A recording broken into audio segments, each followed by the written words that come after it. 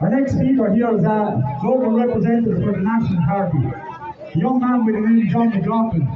A good friend of mine, good friend of Waterford City's own Páirtí. This man is going to take the stage. Give him a round of applause, lads. Market Eric. Dear Hardy Waterford. So we're gathered here in Waterford today. This is not just another city. This is a city where the story of our people runs deep. This is where our tricolour was first ever raised. This is the city where we had the first ever St. Patrick's Day parade. Yet today, our city is becoming unrecognisable because of mass immigration. 20 years ago, these streets were filled with Irish faces. They're now overrun by people with no ties to our nation.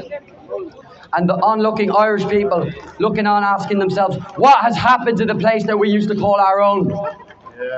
In this time, when the meaning of Irishness is being diluted, redefined, and sold off, it falls on us to speak the truth without apology. I don't speak here today as a mere citizen of a modern state, but as a man of Ireland. In recent years, they have been trying to redefine this meaning, what it means to be Irish. But we need nothing redefined. We have always known what we are. We've always known who we are. And we're not changing because they want us to. And we will never need foreigners to help us understand what we are. They speak of the new Irish. Well, there's only one type of Irish, and that is us. And what does it mean to be Irish? You can live under any fantasy or illusion of what you want, of what it means to be Irish, but it'll never change. It has nothing to do with how much you offer, or how much you assimilate into our communities, or how much you contribute. It has nothing to do with how many years you've spent here. It has nothing to do with whether you were born here. It has nothing to do with this document in my hand. This passport does not make me Irish in the same way that when this passport expires, I do not become less Irish. It's not about being born in Ireland. It's about being born of Ireland. It's about being born of Irish blood. If you're not of Irish blood, you are not Irish at all. You can practice Irish culture all you want. You can put on a flat cap and down 20 pints of Guinness while dancing the river dance, but it's not the Guinness in your bladder that makes you Irish. It's the blood in your veins. The leftists will never understand this. They live under the delusion that our recognition of truth is somehow hateful, while their blind acceptance of everything is enlightened and compassionate. But in truth, the road to ruin is always paved with gentle intentions. Their fake compassion is the mask of cowardice. Our struggle, by contrast, is not rooted in hate. It is rooted in love. Love for our country, love for our families, and love for what we either defend or surrender to the unborn generations.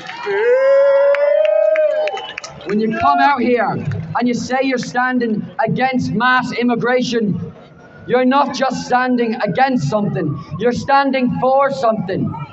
You're standing for your country, you're standing for your county, you're standing for your family, you're standing what for your father and your grandfather before you stood for. Yes! And you're fighting for what your children and your grandchildren will inherit. One thing that all of us as nationalists are going to have to start understanding is that we do not need to justify ourselves before these leftist crowds. Let them on the left say what they like about us. Let them think what they like about us, because we think nothing of them. Let them say what they like, because they have a right to speak.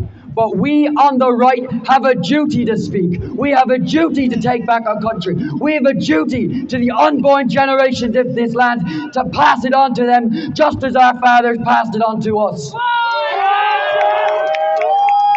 If we don't do this and take on this fight head on, how in God's name will we stand before the future generations of this country in old age? And how will we ever stand before God after that? And on the topic of duty and values, let me make something absolutely clear. There's been a split in the nationalist movement, where some people here today claiming to be nationalists, seek unity with the loyalists in the north. We in the National Party utterly reject this false unity.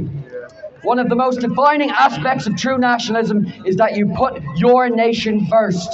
The claim of our 6 counties remains an open wound. This is not about keeping past divisions and hostilities alive. It's about refusing to surrender our future. Their claim on the North is not history. It's an ongoing theft, and no serious nationalist can turn a blind eye to it.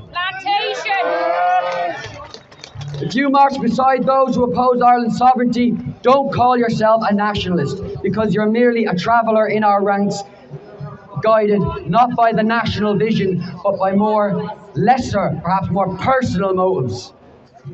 In the past 100 years, if the past 100 years have taught us anything, it is that compromise is the road to collapse. Look at our country today. How did we reach this desperate situation? Not through one great act of betrayal, but by 1,000 little compromises. Every time we backed down, every time we softened our values, every time we told ourselves, just this once, we lost something of who we are. We do not save Ireland by watering down our principles. We save it by standing firm in our principles, even if it means standing alone. For our cause is not a number game, but it is the truth, and truth does not bend to convenience. Everywhere you go in this nation, you can see the foreign hordes on the rise to replace us. And it's not just here in Ireland, it's throughout our European continent. Right now, as I'm speaking, our continental brothers and sisters are marching through Vienna in defiance of this ethnic replacement, just as we are here in Waterford. Can I get a round of applause for them? They will be calling for the same solution to this as the National Party backed fully, and that is remigration. Without remigration, Ireland and all of Europe will be destroyed in the coming years.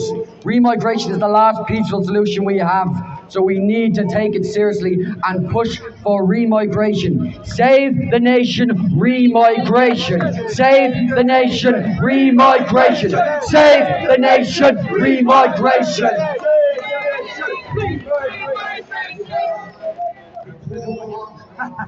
If you look, the average Irish family in this day and age with their 1 to 2 children and compare it to the 5 to 8 children that these outsiders have, it looks desperate.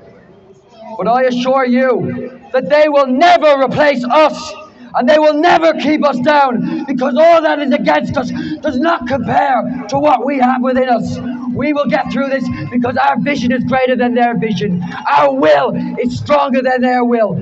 And because their strength lies in numbers, while ours lies in spirit. They will have more sons, we will raise stronger sons. They can have more victories, we will have greater victories. And in the end, we will have the final victory, the greatest victory, a Gaelic victory or no victory. Fiúna Busa, yes, you're right.